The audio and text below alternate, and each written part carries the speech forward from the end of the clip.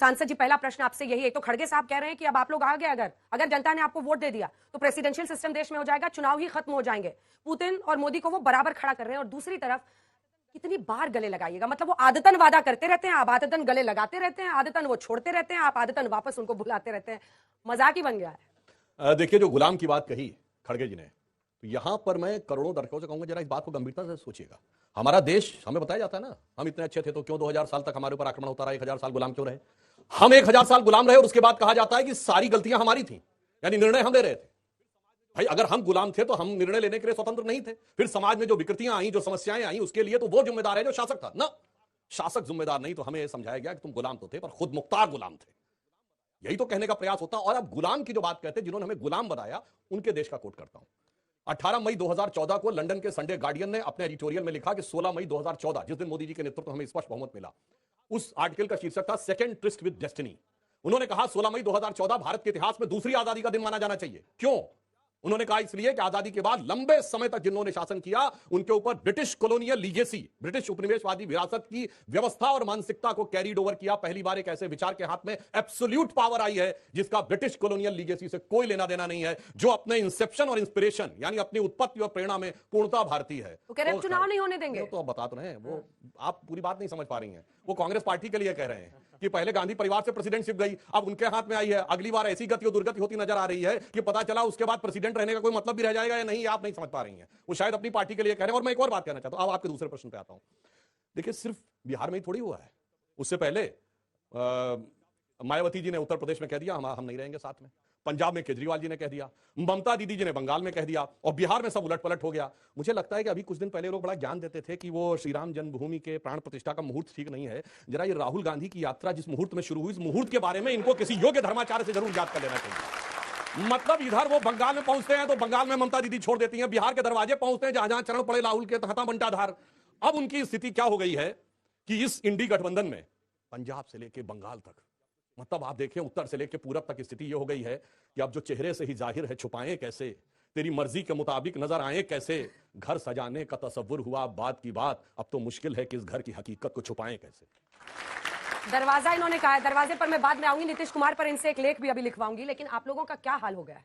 जहां जहां राहुल गांधी जा रहे हैं, सच्चाई है। कुछ बिहार पश्चिम बंगाल देखिए, वहां पर ममता दी ने आंखें तरेर दी, वो कह रहे नहीं करना हमें इनके साथ गठबंधन, जो भी इनको कहती हूँ सुनते नहीं, अधीर रंजन अधीर रंजन अधीर रंजन। यहां बिहार में देखिए, आपसे दूर छिटक गए नीतीश कुमार। पटना में बैठक हुई थी, उनका कहना है कि आप लोगों ने उनका मोह भंग कर दिया। अंजना जी, मैं बहुत कुछ कहूं उसके पहले मैं चाहता हूं कि देश के मूर्धन्य नेता, भारत के प्रधानमंत्री आप लोगों से कुछ कहना चाहते हैं, देश के महान गृह मंत्री आप लोगों से कुछ कहना चाहते हैं, सम्राट साहब जो बिहार के प्रदेश अध्यक्ष हैं वो आप लोगों से कुछ कहना चाहते हैं। आप पहले उनको सुन लीजिए, फिर हम समझ चुके हैं नीतीश कुमार जी अब रद्दी माल हो चुके हैं। किसी के मन में ये संशय हो कि चुनाव के परिणामों के बाद नीतीश बाबू को फिर से भाजपा एनडीए में लेगी, तो मैं बिहार की जनता को स्पष्ट कह देना चाहता हूं और लल्लन बाबू को भी स्पष्ट कहना चाहता हूं, आप लोगों के लिए भाजपा के दरवाजे हमेशा के लिए बंद। जाना कबूल है, उनके साथ जाना हमको कभी कबूल नहीं है, अच्छी तरह जान लीजिए। हमारे गृह मंत्री ने कहा कि आपके लिए हमारे दरवाजे बंद हैं। रोशन दान से गाते हैं, कुंडी मत खड़काओ राजा, जल्दी अंदर आओ राजा। कमल छाप परफ्यूम लगा के प्रजातंत्र की वाट लगा दे, आओ तुम्हें मिट्टी में मिला दे। शर्मनाक बात है, और ये आज की बात नहीं है। मुझे दुख होता है जब मेरे देश के लोग राहुल गांधी जी की साहसपूर्ण यात्रा पर जब उपहास उड़ाकर एंकर और भारतीय जनता पार्टी के प्रवक्ता हंसते हैं, तब मुझे दुख होता है। भारत के प्रधानमंत्री नरेंद्र मोदी जी ने कदम रखते ही जब प्रधानमंत्री पद की शपथ ली, सबसे पहला वक्तव्य दिया कि ये जो पीडीपी का अलायंस है, बाप बेटी की सरकार चोर, उसके बाद उनके साथ गठबंधन कर लिया। महाराज जाते हैं नेशनली करप्ट पार्टी, ये शरद पवार की पार्टी को नेशनली करप्ट बताते हैं। 8 दिन पहले उनके भतीजे अजीत पवार पर आरोप लगाते हैं, कहते हैं कि आकंठ भ्रष्टाचार में डूबा हुआ है, उसको गले लगा लेते हैं, सारे पाप धुल जाते हैं। आज नीतीश कुमार जी के लिए 8 दिन पहले सदन की कही हुई बात पर कहा कि बेटियों के लिए इतनी अभद्र भाषा का प्रयोग किया कि शर्मसार कर दिया। प्रधानमंत्री जी, जरा शर्म नहीं आई आपको? अरे शर्म भी शर्म से शर्मा गई जब निर्लज्ज कुमार की बात आ गई। मैं नीतीश कुमार नहीं, निर्लज्ज कुमार कहता हूं।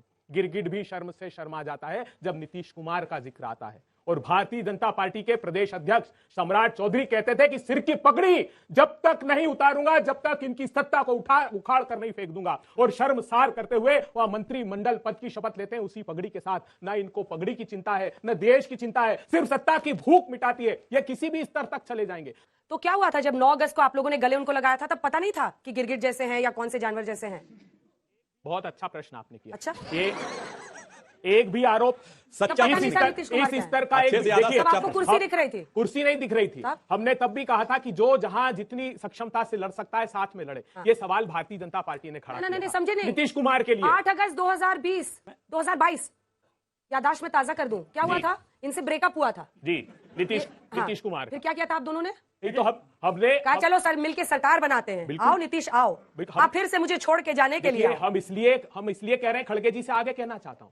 नॉर्थ कोरिया किम जोंग का नाम देखिए कहां लेगा। मैं 876 887 सांसद चुने, एक ही व्यक्ति खड़ा होता है उसका, उसी को वोट देना होता है। 99% वोट उसको मिलते हैं। सिंगल पार्टी और एक आदमी। आपकी इच्छा हो तो उसे वोट दीजिए, नहीं तो नकार दीजिए। नकार देंगे तो आपके साथ बुरा बर्ताव होगा। यही हाल भविष्य में भारतवर्ष का होने वाला है अगर आप इसी तरह हंसते रहे। सवाल पूछिए सत्ता से, आपकी उपयोगिता सिर्फ एक निशान की रह गई है, एक वोट शाही का निशान मात्र रह गया है। ये रोज सत्ता खरीद कर रोज अपनी सरकार बना लेते हैं। कौन सा ऐसा प्रांत नहीं, ये बताइए? मध्य प्रदेश में किया इन्होंने, कर्नाटक में किया इन्होंने, गोवा में बहुमत नहीं होने के बाद किया इन्होंने, समूचे देश के प्रत्येक प्रांत में। अभी जब हम ये चर्चा कर रहे हैं तो सारे टेलीविजन झारखंड की बात बता रहे हैं कि झारखंड में देखिए ईडी का छापा, झारखंड मुख्यमंत्री को पकड़ने। क्यों? क्योंकि इनको पता है कि नीतीश बाबू को गले लगाने के बाद जो बदनामी बिहार में हुई है, कि इसके बाद जो बची कुछ सीटें इनकी 16-17 पिछले बार आई थी वो भी नहीं रही थी। नीतीश के साथ एक छोटा सा उनसे जवाब ले लें। रंजीशी सही दिल ही दुखाने के लिए फिर से मुझे छोड़ के जाने के लिए आप लोग को पता नहीं था 22 में जब गले लगा रहे थे नीतीश बाबू क्या है? उसके पहले पलटू चाचा कहते थे ना उनको तेजस्वी जी, फिर क्यों गले लगाया? नहीं देखिए, 2022 अगस्त में जब आते हैं तो नीतीश कुमार जी 2 महत्वपूर्ण बात कहते हैं।